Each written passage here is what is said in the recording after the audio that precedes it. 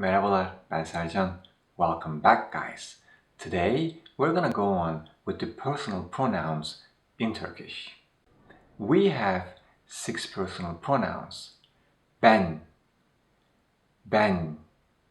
sen,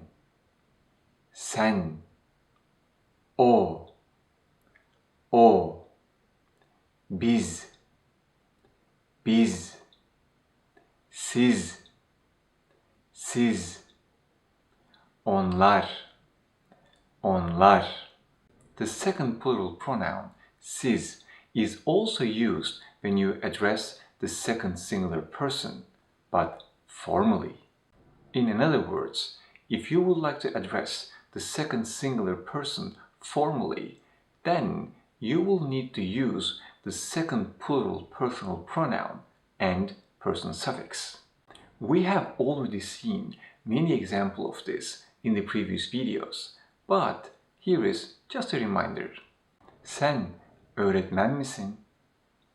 Sen öğretmen misin? Informally. Siz öğretmen misiniz? Siz öğretmen misiniz? Formally. I would always recommend you to address people formally unless they are your friends. And when you address older people, even if they can be considered as friends or you know them very well, use the formal way. It is safer. Before we take a look at the list of person suffixes, let's see them in a sentence. Ben Türkçe öğreniyorum. Sen Türkçe öğreniyorsun. O Türkçe öğreniyor. Biz Türkçe öğreniyoruz. Siz Türkçe öğreniyorsunuz. Onlar Türkçe öğreniyorlar. These sentences are verb sentences. The predicate of the sentence is a conjugated verb. All of them are in the present continuous tense, and as you see, the person suffix is attached to the tense suffix. And the third singular person, o, has no person suffix. This is true all the time. There is no person suffix for the third singular person.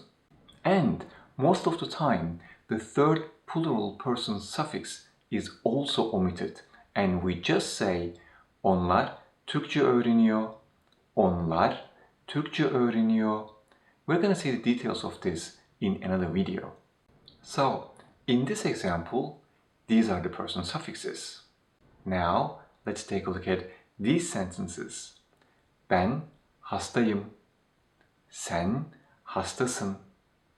O hasta. Biz hastayız. Siz hastasınız. Onlar hastalar. Or onlar hasta. Now we see noun sentences. The predicate of these sentences is a noun. Hasta means sick or ill. Hasta. If you take a look at the first singular and the first plural person suffix, they begin in a vowel. And since hasta ends in a vowel as well, we need a buffer letter in between, and this buffer letter is ye. And in this example, these are the person suffixes. Now, let's continue with another example. Ben giderim. Sen gidersin. O gider. Biz gideriz. Siz gidersiniz. Onlar giderler. Or onlar gider. And in this example, these are the person suffixes. Now, let's continue with another example. Ben üzgünüm. Sen üzgünsün. O üzgün. Biz üzgünüz. Siz üzgünsünüz.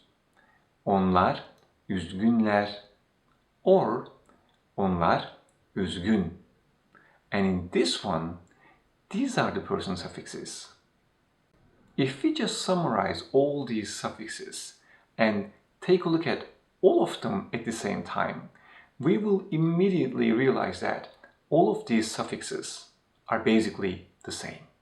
The vowel in the first and second singular and plural suffix undergoes the four-way vowel harmony and becomes either I, U, or Ü depending on the vowel in the previous syllable.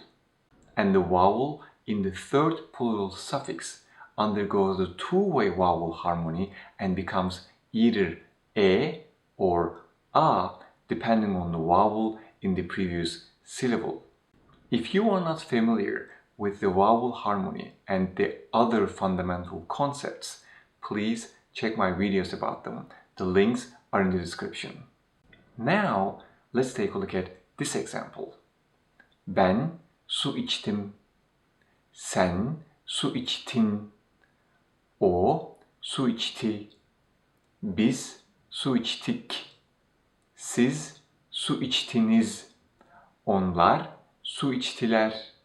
As you see, these person suffixes are a little bit different than the previous ones. For sure, we natives always use the correct suffixes because we grew up with these sounds. And you will just need to practice and do exercises to get more familiar with them. In one of the next videos, I will explain which person suffix set should be used in which condition. As you already know, in Turkish, we omit the personal pronouns as long as we are talking about the same person. Here is a sentence in English. I will go to Istanbul tomorrow. I will have a lunch with a friend. I need to talk to her about a business opportunity. She will give me some ideas.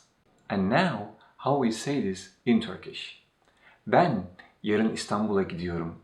Bir arkadaşımla öğle yemeği yiyeceğim. Bir iş fırsatı ile ilgili onunla konuşmam gerekiyor.